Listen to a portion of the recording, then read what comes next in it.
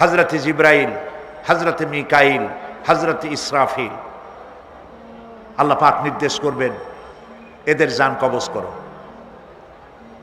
ইসরাফিল, মিকাইল জান কবজ হবে। হযরতে জিবরাইল আমিন শাদীদুল কুওয়া, প্রচন্ড ক্ষমতা আল্লাহ তাকে দান করেছেন। সুবহানাল্লাহ বলেন। দুনিয়ার সব নবীদের কাছে বাণী বহন করে নিয়ে আসছেন পূর্ণ অথেন্টিসিটির সাথে। সুবহানাল্লাহ। আল্লাহ পাক যাকে বলেছেন রূহুল আমিন,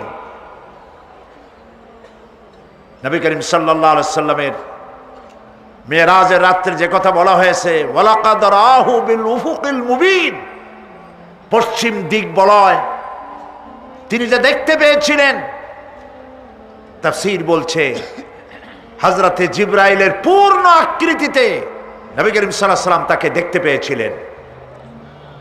হযরতে জিবরাইল যখন দুনিয়া আসেন, কোন কোন কিতাবে লেখা হয়েছে 600 ডানা আছে তার, দুই ঝাপটায় আকাশ থেকে জমিনে চলে আসেন। সুবহানাল্লাহ।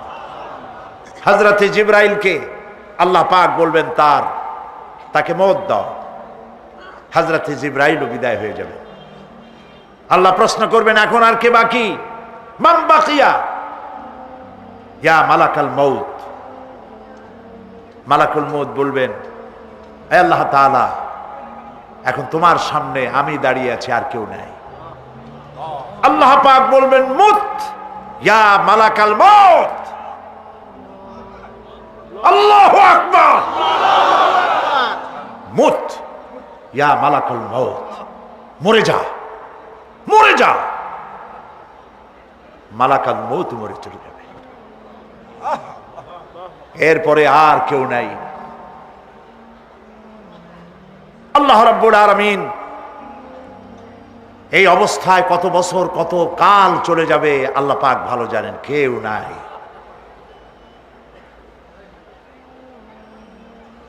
আজকের রাজত্ব কার? আল্লাহ প্রশ্ন করবেন, আজকের রাজত্ব কার? আল্লাহ পাক আওয়াজ দিবেন, বলবেন, আজকের রাজত্ব কার? কোনো জবাব নাই, আকাশের নাই, জমিনের নাই, আকাশও তো নাই, কারো কোনো জবাব নাই। আল্লাহ পাক বলবেন, লিল্লাহি ওয়াহিদুল কাহ্হার। আজ একমাত্র রাজত্ব হচ্ছে পরাক্রমশালী আল্লাহ রাব্বুল আলামিনের। আল্লাহ পাক বলবেন, ইয়া দুনিয়া আইনা শুজারুকি, হে পৃথিবী তোর গাছগুলা কই? ইয়া দুনিয়া আইনা জিবালুকি, হে পৃথিবী তোর পাহাড়গুলা কই? আইনাল জব্বারিন, স্বৈরাচারেরা কোথায়? কারো কোনো জবাব হবে না। আল্লাহ পাক এরপরে আবার মানুষগুলিকে জিন্দা করবেন। সুবহানাল্লাহ। ওয়া ইযাল কুবুরু বু'সিরাত, যা কিছু মাটির মধ্যে লুক্কায়িত ছিল সবগুলি আল্লাহ পাক বের করে নিয়ে আসবেন। হাসরের ময়দান হবে, উপস্থিত হবে সমস্ত মানুষ, কেউ পলায়ে থাকতে পারবে না কোথাও। কুমিরে যারে খাইছে, বাঘে যারে খেয়েছে, আগুনে যারে পোড়াইছে, পানিতে যে পচে গেছে, পোকামাকড়ে যারা খেয়েছে, কোনো পথ নাই। সবাই আল্লাহর দরবারে উঠবে। পায়ে জুতা নাই, মাথায় কাপড় নাই, পরনে কোনো কাপড় চোপড় নাই, উলঙ্গ উলাঙ্গিনী। উম্মুল মুমিনিন হযরতে আয়েশা সিদ্দিকা রাদিয়াল্লাহু তাআলা আনহা, নবী করিম সাল্লাল্লাহু আলাইহি ওয়াসাল্লামের জবান মোবারকে এটা শুনে কেঁদে ফেললেন। বললেন, ইয়া রাসূলুল্লাহ, আমারও কি সেই অবস্থা হবে? তিনি বললেন, হ্যাঁ। উম্মুল মুমিনিন বললেন, ইয়া রাসূলুল্লাহ, তখন কি আমার শরম হবে না? আল্লাহর নবী বললেন, কিয়ামতের এই বিভীষিকাময় দৃশ্য দেখে মানুষের দিকে তাকাবার কোনো হুঁশ থাকবে না। সব মানুষ উপরের দিকে তাকায় থাকবে, নিচে তাকাবার কারো কোনো ক্ষমতা থাকবে না। মানুষ অস্থির হয়ে যাবে। সেই হাসরের ময়দান বিচারক আল্লাহ রাব্বুল আলামিন প্রত্যেকটি মানুষকে তার কৃতকর্মের জন্য হিসাব দিতে হবে। আল্লাহ রাব্বুল আলামিন বলেন, পরকালীন জীবনের ব্যবস্থাপনাটা কেমনে হবে শোনো। ইন্নাস সামআ ওয়াল বাসারা ওয়াল ফুআদা কুল্লু উলাইকা কানা আনহু মাসউলা। কিয়ামতের দিন প্রত্যেকটি মানুষকে তার শ্রবণ সম্পর্কে,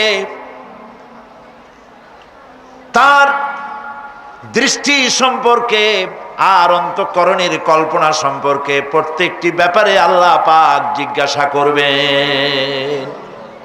কান দিয়েছিলাম, কি শুনেছো? যা শুনছো তা আমল করেছো কিনা? আমার নিষেধ করা জিনিসগুলি শুনছো নাকি? কানের জবাব দিতে হবে। কান আল্লাহ পাক দিয়েছেন, সুবহানাল্লাহ। আল্লাহ পাক দিয়েছেন কান। এই কান দুটো যার নাই, কান আছে শুনতে পায় না, কত বড় কষ্টে আছে সে। মানুষে চিল্লায় কথা কয়, সে বুঝেই না। আছে না এমন? এই কানের সম্পর্কে প্রশ্ন করা হবে, শ্রবণ সম্পর্কে, দর্শন সম্পর্কে প্রশ্ন করা হবে। যা দেখতে নিষেধ করেছি সেগুলো দেখছো নাকি? এর শুকরিয়া আদায় করেছো নাকি? দুটি চোখ, এর শুকর আদায় করা কি সম্ভব ভাই? আদায় করা সম্ভব? এই দুটি চোখ যদি না থাকতো, আমার গর্ভধারিণী মাকে দেখতে পারতাম না। এই সুন্দর চোখ দুটি যদি আল্লাহ না দিতেন, আল্লাহর এই সুন্দর সৃষ্টি দেখা থেকে বঞ্চিত হয়ে যেতাম। আল্লাহকে বলি, মনিব, হে বিশাল আকাশের মালিক, তুমি দয়া করে না চাইতে আমাদের শরীরে যা দিছো নিয়ামত, মৃত্যুর আগে ছিনায় নিও না। দুটি চোখের শকর আদায় করতে পারবো না। চোখের মধ্যে পানি আছে, কান্নার পানি না, সব সময় চোখে পানি আছে। চোখে আমরা পলক দেই না? কত কুদরত আল্লাহ পাকের। এই পৃথিবীতে দিনে রাতে অসংখ্য পলুয়েশন, রোগ জীবাণু সমানে উঠতেছে। এখন যদি মাইক্রোস্কোপ যন্ত্র এখানে থাকতো, তাহলে দেখতেন এই পরিবেশটা কত দূষিত, কত পলুয়েশন, কত জার। এগুলি নাকের মধ্য দিয়ে পেটে যাচ্ছে, চোখের মধ্যে ঢুকতেছে। ক্রমাগত চোখের ভিতরে ধুলাবালি ঢুকবে, আর পরিষ্কারের কোনো ব্যবস্থা যদি না করা হয়, চোখের দৃষ্টি নষ্ট হয়ে যেতে পারে। এই জন্য আল্লাহ রাব্বুল আলামিন চোখের ভিতরে মেডিসিন রূপী এক প্রকারের পানি রেখেছেন, আর অটোমেটিক চোখের পাতা ওঠানামা করে প্রতি মুহূর্তে চোখকে ক্লিন করে দিতেছে। এই চোখ সম্পর্কে আল্লাহ রাব্বুল আলামিন প্রশ্ন করবেন, অন্তঃকরণ সম্পর্কে প্রশ্ন করবেন। জবাব দেওয়া সেদিন বড়ই কঠিন হয়ে যাবে। এই জন্য আল্লাহ রাব্বুল আলামিন দুনিয়াবাসীকে সতর্ক করে দিচ্ছেন। তিনি আরো বলছেন, ওয়ালাকাদ খালাকনাল ইনসানা ওয়া না'লামু মা তুওয়াসবিসু। ইহুদি যেমন ধর্মের নাম, গতানুগতিকভাবে ইসলাম তেমন কোনো ধর্মের নাম নয়। ইসলাম হচ্ছে একটি পূর্ণাঙ্গ জীবন ব্যবস্থা। ইসলামের রয়েছে নিজস্ব ইতিহাস, রয়েছে নিজস্ব ঐতিহ্য, তাহজিব, তামাদ্দুন, সংস্কৃতি। এক কথায় ইসলাম এক কালজয়ী মহান আদর্শের নাম। সুবহানাল্লাহ বলেন। আমাদের দুনিয়ায় কোনো শত্রু থাকার কথা ছিল না। লক্ষ্য করুন, খুব বেশি লক্ষ্য করে কথা শুনবেন, তাহলে বুঝতে সুবিধা হবে। আলহামদুলিল্লাহ বলেন। আমাদের পৃথিবীতে কোনো শত্রু থাকতো না যদি আমরা শুধু মসজিদ নিয়ে পড়ে থাকতাম, যদি আমরা শুধু জিকির আজগার করতে থাকতাম, যদি আমরা শুধু জশ্নে জলুস আর গিয়ারা শরীফের মধ্যে নিজেদেরকে লিপ্ত করে রাখতাম। আমাদের কোনো শত্রু থাকতো না। আমাদের শত্রু হলো কেন? শত্রু হয়েছে এই জন্য আমরা সাংস্কৃতিক অঙ্গনে ভাগ বসাইছি, আমরা রাজনীতির কলিজার মধ্যে হাত ঢুকিয়ে দিয়েছি, আমরা অর্থনীতি সমাজনীতির মধ্যে ঢুকে পড়েছি। আর এটা আন্দাজ ঢুকি নাই, আল্লাহ ঢুকাইছে। সুবহানাল্লাহ। তাই ওরা আমাদের শত্রু। কারা শত্রু? মাওলানা আবুল কাসেম সিফাতুল্লাহ সাহেব তার বক্তব্যের মধ্যে কিছু কথা আলোচনা করেছেন। শত্রু কারা আপনারা নিশ্চয়ই চিনে ফেলেছেন ইতিমধ্যে। চিনেছেন না? আল্লাহ পাক বলছেন, ওয়ালান তারদা আনকাল ইয়াহুদা ওয়ালান নাসারা হাত্তা তাত্তাবিয়া মিল্লাতাহুম। ইহুদি আর খ্রিস্টানেরা কোনোদিন তোমাদের উপরে খুশি হবে না। ওয়ালান, আলেমরা বুঝবেন লান কারে কয়। ওয়ালান, কখনোই ইহুদি খ্রিস্টানেরা তোমাদের উপরে খুশি হবে না যতক্ষণ পর্যন্ত তোমরা ইহুদি আর খ্রিস্টান না হয়ে যাচ্ছ।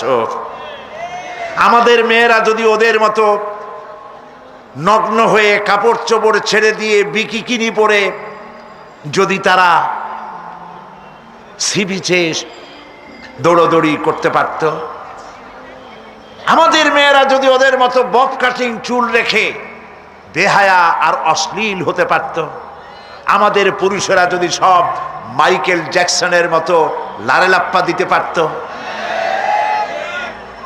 আমাদের জওয়ানেরা তরুণেরা শিক্ষাঙ্গনগুলি সব যদি বড় বড় কনসার্টে পরিণত হয়ে যেত, ঢোলের বাড়ির চোটে বাড়ির চাল উড়ে যাবে, এই অবস্থা যদি হতো, ইহুদিরাও নারাজ হইতো না, খ্রিস্টানেরাও নারাজ হইতো না। সব বলতো ইসলাম এরা হচ্ছে মডারেট, মোস্ট মডার্ন। এইরকম ইসলামই তো চাই, যে ইসলামে গান আছে, বাজনা আছে, যে ইসলামে মিউজিক আছে, যে ইসলামে ফ্রি মিক্সিং আছে, ওইরকম একটা ইসলাম তারা আশা করে। কিন্তু সূর্য পশ্চিম দিক থেকে উদিত হতে পারে, মুসলমানেরা কোনোদিন খ্রিস্টান আর ইহুদিদের এই আশা পূরণ হতে দেবে না। প্রিয় ভাই সব, যুগ যুগ ধরে ইসলামকে ধ্বংস করার জন্য দুশমনেরা প্রাণ চেষ্টা করেছে, কখনো লাঠি দিয়ে, কখনো তীর আর তরবারি দিয়ে, কখনো কামান আর বন্দুক দিয়ে, কখনো হাইড্রোজেন বোম অথবা অ্যাটম বোম পারমাণবিক বিস্ফোরণ দিয়ে মুসলমানদেরকে শেষ করতে চেয়েছে। মুসলমান কি শেষ হয়ে গেছে? সতীজা কর রহা হ্যায় अज़ल से ताइम रोज, सतीजा कर रहा है अज़ल से ताइम रोज, चरागे मुस्तफा भी से शरारे बुलहबी। সেই আবহমান কাল থেকে তারা চেয়েছে ইসলামকে দুনিয়া থেকে মিটাই দিতে। আবু জাহেল, আবুল হাবরা চেয়েছে ফু দিয়ে দ্বীনের নূরকে, ইসলামকে বিদায় করে দিতে, কিন্তু কেউ পারে নাই, ভবিষ্যতেও পারবে না।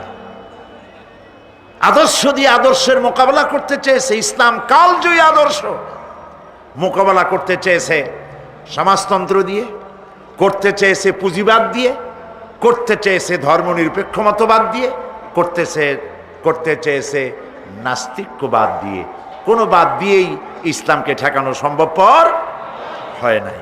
অতঃপর সমাজতন্ত্র আর কমিউনিজমের যখন পরাজয় ঘটল বিশ্বব্যাপী, তখন পৃথিবীর মানুষের গন্তব্য ছিল কেবলমাত্র ইসলাম, আর কোনো পথ ছিল না। ইসলাম ছাড়া আর তাদের কোনো গন্তব্য ছিল না।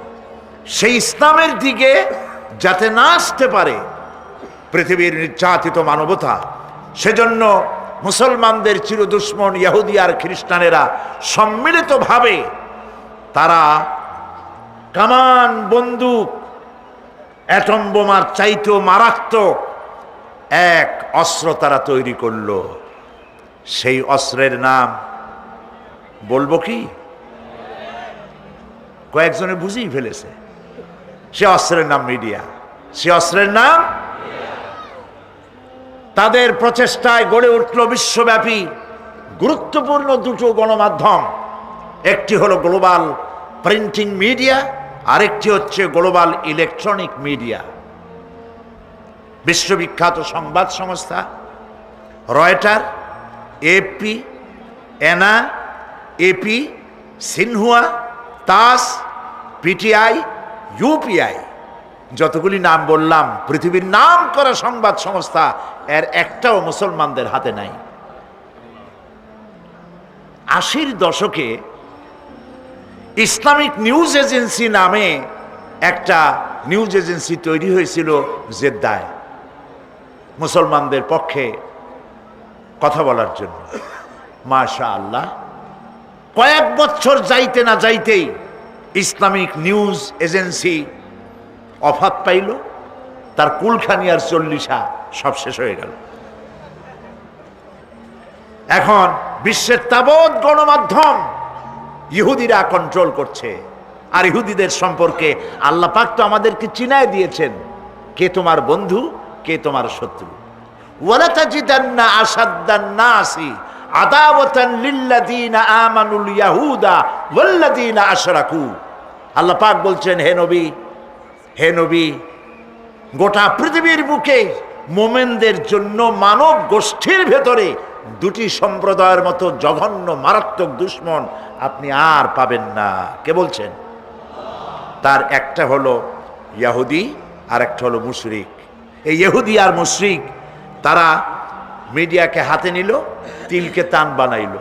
মিডিয়ার কাজই হচ্ছে তিলকে তাল বানানো আর তালকে অদৃশ্য করে দেওয়া। কথা বুঝতে পেরেছেন? এটাই হলো তাদের কাজ। এই মিডিয়ার মাধ্যমে বিশ্বের কোথাও কোনো বিস্ফোরণ হলে বলা হয় এটা করেছে কারা? বলেন, কারা করেছে? মুসলমান। এ ছিল প্রিন্টিং মিডিয়া। এর থেকেও মারাত্মক হচ্ছে ইলেকট্রনিক মিডিয়া, আরো মারাত্মক। সেটি হচ্ছে এই ইলেকট্রনিক মিডিয়ার মাধ্যমে এর প্রভাব এত ভয়াবহ, আকাশ সংস্কৃতির মধ্য দিয়ে তারা একচ্ছত্র তাণ্ডবে দুনিয়ার ইসলাম আর মুসলমানদেরকে লন্ড ভন্ড করে দিচ্ছে, অশ্লীলতার সয়লাভ বইয়ে দিচ্ছে। মুসলিম বিশ্ব নিজ ঘরে অসহায় হয়ে আজ বসে আছে। এসব মিডিয়াগুলির মধ্যে রয়েছে CNN, BBC, Star TV, Zee TV, DDI, ABCD, XYZ, অভাব নাই, অসংখ্য ইলেকট্রনিক মিডিয়া। এই মিডিয়ার বদৌলতে ইসলামের জঘন্য দুশ্মনেরা কাশ্মীর, ফিলিস্তিন কিংবা চেচেন মুজাহিদদেরকে তারা উগ্রবাদী আর সন্ত্রাসী বলে দুনিয়ার সামনে মৌলবাদী বলে নিন্দিত করার জন্য প্রাণ চেষ্টা চালিয়ে যাচ্ছে। ইহুদি খ্রিস্টানরা সার্বীয় সন্ত্রাসীদেরকে রুশ, রাশিয়ার শ্বেত ভল্লুক অথবা বিজেপির হায়নাদের অথবা অভিশপ্ত ইহুদিদের অকল্পনীয় সন্ত্রাসের বিরুদ্ধে তারা টু শব্দটাও করতেছে না। ঠিক কিনা? যত দোষ মুসলমানদের ঘাড়ে। সেই জন্য এক্ষেত্রে আমাদের দেশের বুদ্ধিজীবী যারা এবং বুদ্ধিজীবী নামের পরজীবী আর ভারতের উচ্ছিষ্ট ভোগী এক শ্রেণীর কলামিস্ট, ভারতের টাকায় পরিচালিত পত্রিকার মাধ্যমে বাংলাদেশকে পৃথিবীর সামনে হেয় প্রতিপন্ন করার জন্য আপ্রাণ চেষ্টা চালিয়ে যাচ্ছে। প্রিয় ভাই, সব ভূমিকা লম্বা করব না। দুঃখ এখানে ইমানি শক্তির ঘাটতি থাকার কারণে বিশ্বে প্রায় 52টি মুসলিম দেশ থাকা সত্ত্বেও মুসলমানদের কাছে আজ মিডিয়া না থাকার কারণে তারা এতিম। বিশ্বের 51 ভাগ সম্পদ এই মুসলমানদের হাতে আছে, কিন্তু মিডিয়ার ক্ষেত্রে তারা একেবারেই ফকির, গরিব, খয়রাতি, কিচ্ছু নাই তাদের। মুসলিম ধনী দেশগুলি ইচ্ছে করলে বিবিসির মতো ভয়েস অব আমেরিকার মতো powerful radio centre, radio station এবং নিউজউইক, টাইম, রিডার্স ডাইজেস্ট অথবা হেরাল্ড ট্রিবিউনের মতো পত্রিকা বের করে এ সমস্ত কথার দাঁত ভাঙ্গা জবাব তারা দিতে পারত।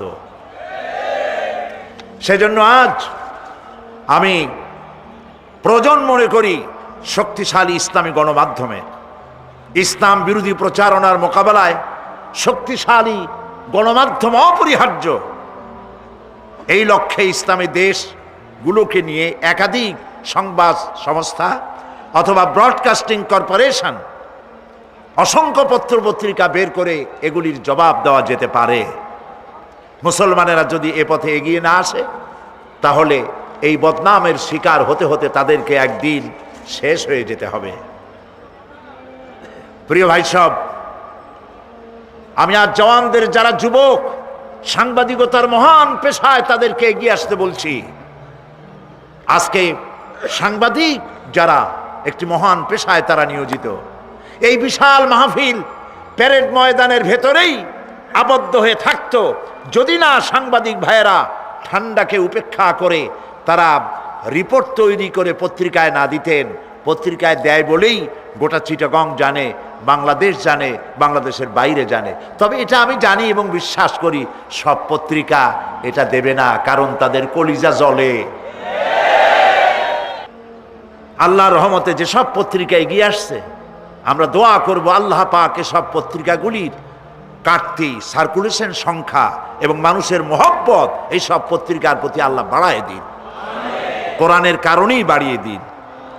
সুতরাং দেশের স্বাধীনতা, সার্বভৌমত্ব, অখণ্ডত্ব, সর্বোপরি জাতিসত্তাকে টিকিয়ে রাখার লক্ষ্যে মুসলিম যুবকদের সাংবাদিকতার মহান পেশায় এগিয়ে আসা উচিত বলে আমি মনে করি।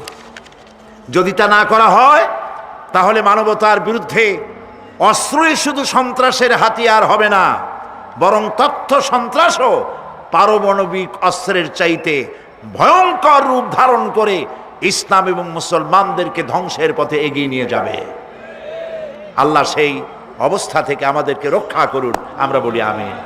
প্রিয় ভাই সব, কোরআন শুনতে এসেছি আর কোরআন আমি শোনাবো বেমাশিয়াতিল্লাহ তাআলা, বিইজনিল্লাহ, বেফদলিল্লাহ।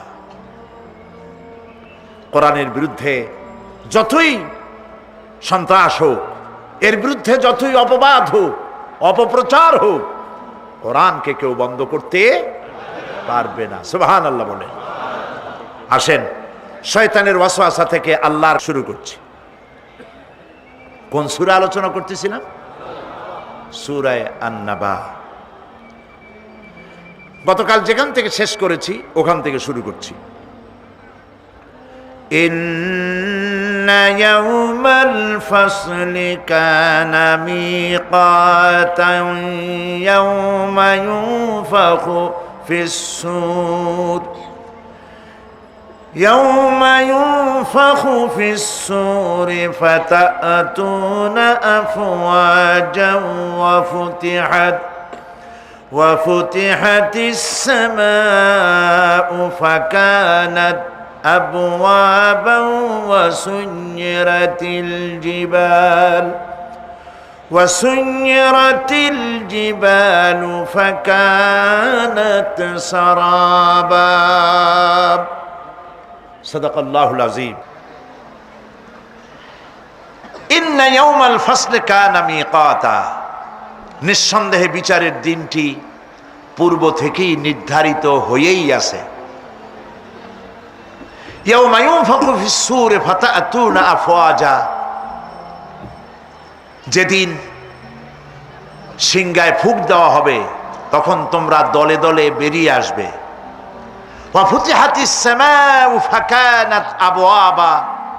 আর আকাশ সমূহ খুলে দেওয়া হবে, তখন তা শুধু দরজা আর দরজা হয়ে যাবে।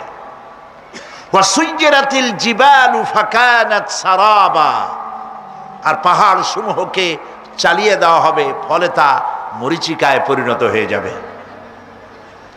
তেলাওয়াতকৃত আয়াতের এই হচ্ছে তর্জমা।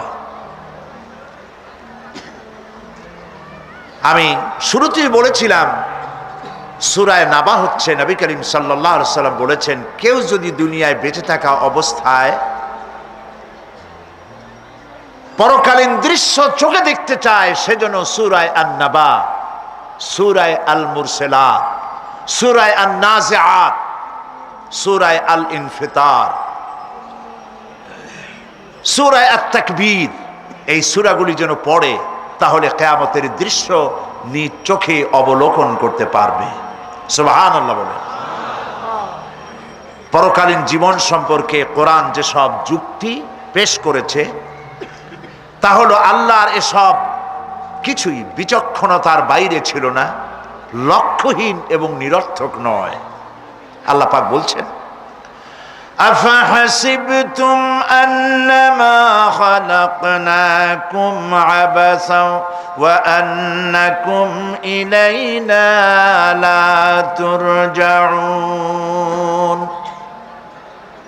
তোমরা কি ভেবেছো যে তোমাদেরকে সৃষ্টি করা হয়েছে খামোখা আর তোমাদেরকে আমার কাছে ফিরে আসতে হবে না? এটাই কি মনে করেছো? ওই যে গতকাল বলেছিলাম ইট, ড্রিঙ্ক অ্যান্ড বি মেরি, খাও, পান করো, ফুর্তি করো, এই দুনিয়ায় শেষ কথা, আমাদের আর মরে মাটির সাথে মিশে যাব, আর উঠতে হবে না, এরকম খামাখা আল্লাহ তোমাদেরকে সৃষ্টি করেছেন, তাই কি ভেবেছো? আল্লাহ রাব্বুল আলামিন কোরআনে কারীমের অন্যত্র বলেন আয়াহসাবুল ইনসানু আইয়ুতরাকা সুদা। মানুষ কি ভেবেছে যে তাদেরকে নিরর্থক আমি সৃষ্টি করেছি? মোটেই না। ওয়ামা খালাকনাস সামাওয়াতি ওয়াল আরদা ওয়ামা বাইনাহুমা লাইবিন।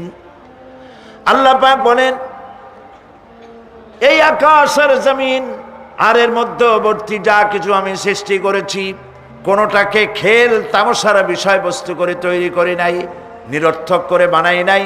প্রত্যেকটি সৃষ্টির পেছনে বিচক্ষণতার দাবি হিসেবেই সৃষ্টি করা হয়েছে, বিরাট কারণ রয়েছে, খামোখা বানানো হয় নাই।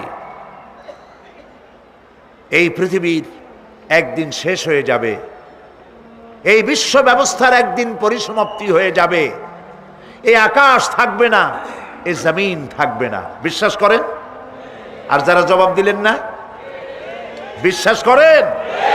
এই আকাশ, এ জমিন, এ মানব গোষ্ঠী কিছুই থাকবে না, একদিন সব শেষ হয়ে যাবে। বিশ্ব ব্যবস্থার পরিসমাপ্তি কিভাবে ঘটবে? কোরআনে কারিমে আল্লাহ রাব্বুল আলামিন পরিষ্কার করে বলে দিচ্ছেন। লক্ষ্য করো কেমনে এই পৃথিবীকে ধ্বংস করা হবে। আল্লাহ পাক কোনো জিনিসকে গোপন রাখেন নাই, ওপেন সিক্রেট, সবগুলিকে খুলে খুলে আল্লাহ বয়ান করে দিয়েছেন। এই পৃথিবী আল্লাহ রাব্বুল আলামিন কেমনে ধ্বংস করবেন, কেমনে কিয়ামত হবে, বিশ্ব ব্যবস্থার পরিসমাপ্তি কেমনে হবে, আল্লাহ পাক কোরআনে কারিমে বলেন ইযাস সামাউ ফাতারাত ওয়া ইযাল কাওয়াকিবু তাসারাত ওয়া ইযাল বিহারু ফুজ্জিরাত ওয়া ইযাল কুবুরু বুসিরাত। ইযাস সামাউ ফাতারাত, আকাশসমূহ বিদীর্ণ হয়ে যাবে, বিদীর্ণ হয়ে যাবে। কাতাইয়িস সিজিল্লি লিল কুতুব, কিতাবের পৃষ্ঠা যেমন একটার উপরে একটা পড়ে, শুনতেছেন কথা? বইয়ের পাতা যেমন একটার উপরে একটা পড়ে, এভাবে উল্টাতে থাকলে অনুরূপভাবে আকাশসমূহ একটার পর একটা বইয়ের পাতার মতো পড়ে ভেঙ্গে চুরে চুরমার হয়ে যাবে। সুবহানাল্লাহ। ওয়াইদাল কাওয়াকিবু তাসারাত, সমস্ত তারকাগুলি বিক্ষিপ্ত হয়ে পড়তে থাকবে। তারকা, আপনারা কি মনে করেন নাকি যে তারকাগুলি আতশবাজি যেমন ফুটকে ফুটকে ওঠে, ওই রকম কতগুলি ছিটকে ছিটকে পড়বে, চোখে দেখা যাবে, মাটির সাথে কিছুই পড়বে না, এরকম মনে করেন নাকি? তারকা সম্পর্কে আপনাদের ধারণা কি? বিশাল তারকা, কত তারকা, সমুদ্রের বেলাভূমিতে দাঁড়িয়ে বালুকণাগুলি, সমুদ্রের বালুকণাগুলি গোনা যদি সম্ভব হয়, আল্লাহর আকাশে কত তারকা গুণে শেষ করা যাবে না। এ তারকা এতটুক নয়, যতটুক আপনি দেখেন বিশাল তারকা, যে সূর্য পৃথিবীর চাইতে 13 লক্ষ গুণ বড়, এরকম 1.5 থেকে 2 অথবা 3 কোটি সূর্য খাইয়া পেটের মধ্যে হজম করতে পারে এমন হাজার হাজার বিলিয়ন বিলিয়ন তারকা আল্লাহ পাক গ্যালাক্সির মধ্যে পয়দা করে রেখেছেন। এগুলি যখন ছিটকা পড়তে থাকবে পৃথিবীর উপরে, ওয়াইদাল কাওয়াকিবুন তাসারাত, সমস্ত তারকাগুলি বিক্ষিপ্ত হয়ে পড়তে থাকবে। ওয়াইদাল বিহারু ফুজ্জিরাত, সমুদ্রগুলি দীর্ণ বিদীর্ণ হয়ে যাবে, সমুদ্রের পানিগুলি নিঃশেষিত হয়ে যাবে, তলদেশ ফেটে যাবে এবং তলদেশ থেকে অগ্নি উদ্গীরণ হতে থাকবে, সমুদ্রের তলদেশ থেকে। বিশ্বাস করেন? গতকাল আলোচনা করেছি না, এই মাটির মধ্যে আছে না আগুন, পাথর পোড়াইয়া আলকাত্রার মতো লাভা বানাই দিতে পারে এমন প্রচন্ড উত্তপ্ত আগুন রয়েছে মাটির ভেতরে। সমুদ্রের পানিসমূহ নিঃশেষিত হয়ে যাবে, দীর্ণ বিদীর্ণ হবে, সেখানে আগুন জ্বলতে থাকবে। কি ভয়াবহ দৃশ্য হবে! আর কবরের মধ্যে যা কিছু আছে কবরগুলি তা উদ্গীরণ করে দেবে। অন্য সূরার মধ্যে আল্লাহ পাক বলছেন, ইযাশ শামসু কুমিরাত ওয়া ইযান নুজুমুন কাদারাত ওয়া ইযাল জিবালু সুজ্জিরাত, যখন সূর্যকে ঢেকে দেওয়া হবে, বিশাল সূর্যটা হারায় যাবে আর তারকাগুলো বিপর্যস্ত হয়ে যাবে, পাহাড়গুলিকে চালিয়ে দেওয়া হবে। ফাইদান নুজুমু তুমিসাত ওয়া ইদাস সামাউ ফুরিজাত ওয়া ইদাল জিবালু নুসিফাত, যখন তারকা স্থিমিত হয়ে যাবে, তারকাগুলিতে কোনো আলো থাকবে না, আসমান বিদীর্ণ হবে, পাহাড় সমূহ উড়ে দেওয়া হবে। সুবহানাল্লাহ বল। পাহাড়গুলি উড়ায় দেওয়া হবে। অবস্থা লক্ষ্য করেন, আকাশ ভেঙে ভেঙে পড়তেছে, তারকাগুলি বিক্ষিপ্ত হয়ে পড়তেছে, সব সমুদ্রের পানি শেষ হয়ে গিয়েছে, সমুদ্রের তলদেশ ফেটে ফেটে অগ্নি উদ্গীরণ করে দিচ্ছে, সূর্য ঢাকা পড়ে গেছে। মহান আল্লাহ রাব্বুল আলামিন বলেন, শুধু সূর্য ঢাকা পড়বে না, মানুষেরা দেখতে পাবে ফাইদা বারিকাল বাসারু ওয়া খাসাফাল কমারু ওয়া জুমিআশ শামসু ওয়াল কমার, যখন চক্ষু বিস্ফারিত হবে, মানুষের চোখগুলি ছানা বড় হয়ে যাবে, এই দৃশ্য দেখে চাঁদে আলো নাই, সূর্যতে আলো নাই, চাঁদ আর সূর্য দুটি একাকার হয়ে যাবে। আল্লাহ পাক বলছেন, ওয়া হুমিলাতিল আরদু ওয়াল জিবালু ফাদুক্কাতা দাক্কাতান ওয়াহিদা, জমিন আর পাহাড়গুলোকে এর মধ্যে সংঘর্ষ বাঁধিয়ে দেওয়া হবে, পাহাড়গুলি উঁচু করে মাটির উপরে আছাড় মারা হবে, একই আঘাতে পাহাড়গুলি চূর্ণ বিচূর্ণ হয়ে যাবে। সুবহানাল্লাহ। এই কথার মধ্যে কোনো ভুল আছে? কেবলমাত্র কাফের বেঈমান তাদের কলিজা এ কথা ভয়ের সৃষ্টি না করতে পারে, ইমানদারদের কলিজা ফেটে যাওয়ার কথা। কি ভয়াবহ দৃশ্য! তারকা পড়তেছে, আকাশ ভাঙতেছে। খালি রাশিয়ার একটা রকেট বহু বছর পর্যন্ত মহাশূন্যে উঠতেছিল, একদিন পত্রপত্রিকায় দেখতে পেলাম ওইটা ভেঙে পড়বে, ওইটার মেয়াদ শেষ হয়ে গেছে, ভেঙে পড়বে। বিশ্ব মহা চিন্তায় পড়ে গেল কোন দেশে পড়বে। যদি কোনো দেশের উপরে পড়ে সে দেশ শেষ হয়ে যাবে, বিল্ডিং, মানুষ, স্থাপনা সব চূর্ণ বিচূর্ণ হয়ে যাবে, ভয়তে অস্থির। রাশিয়ার বিজ্ঞানীরা চেষ্টা করলো সেটাকে সরাইয়া কোনো জমিনে যাতে না পড়ে মহাসমুদ্রে ভালাবার জন্য চেষ্টা করতে লাগলো। মনে আছে ঘটনা আপনাদের? পত্রপত্রিকা যারা পড়ে মনে থাকারই কথা। রাশিয়ার একটা রকেট, এটার কত বড় হবে, ওইটা ভেঙ্গে চুরে পড়বে, সে ভয়তে দুনিয়া অস্থির। আর আল্লাহ পাক বলছেন এতে কোনো সন্দেহ নাই, আকাশ একটার পর একটা ভেঙে চুরে চুরমার হয়ে পড়তে থাকবে, তারকাসমূহ বিক্ষিপ্ত হয়ে পড়বে, দরিয়া দীর্ণ বিদীর্ণ হয়ে যাবে, চন্দ্র আর সূর্য ধাক্কা লেগে একাকার হয়ে যাবে, চাঁদে আলো নাই, সূর্যে আলো নাই, অন্ধকার এক বিভীষিকাময় পূর্ণ হয়ে যাবে গোটা বিশ্ব। পাহাড়গুলো উঁচু করে মাটির উপরে আছাড় ধরা হবে, এক ধাক্কায় পাহাড়গুলো ভেঙে চুরে চুরমার হয়ে যাবে। সুবহানাল্লাহ। এই অবস্থা যখন, এই ভয়ঙ্কর পরিস্থিতি যারা লক্ষ্য করবে, আল্লাহ রাব্বুল আলামিন বলেন মানুষেরা ভয় অস্থির হয়ে দৌড়াদৌড়ি আরম্ভ করবে। ইয়াকুলুল ইনসানু ইয়াউমাইদিন আইনাল মাফার। মানুষেরা পাগলের মতো শুধু দৌড়াদৌড়ি করবে আর বলবে পালাবো কোথায়, ভাগবো কোথায়, কোথায় যাব? আল্লাহ রাব্বুল আলামিন জবাবে বলেন কাল্লা লা ওয়াজারাইলা রাব্বিকা ইয়াউমাইদিনিল মুস্তাকার। কখনই নয়, ভাগবার জায়গা নাই, পালাবার জায়গা নাই।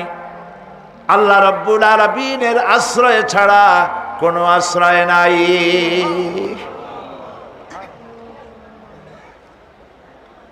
এই বিভীষিকাময় দৃশ্য হয়ে যাবে, সব মরে যাবে, কেউ বাঁচবে না। মালাকুল মউতকে আল্লাহ পাক জিজ্ঞেস করবেন কে এখন বেঁচে আছে আর কারা বেঁচে আছে। তিনি বলবেন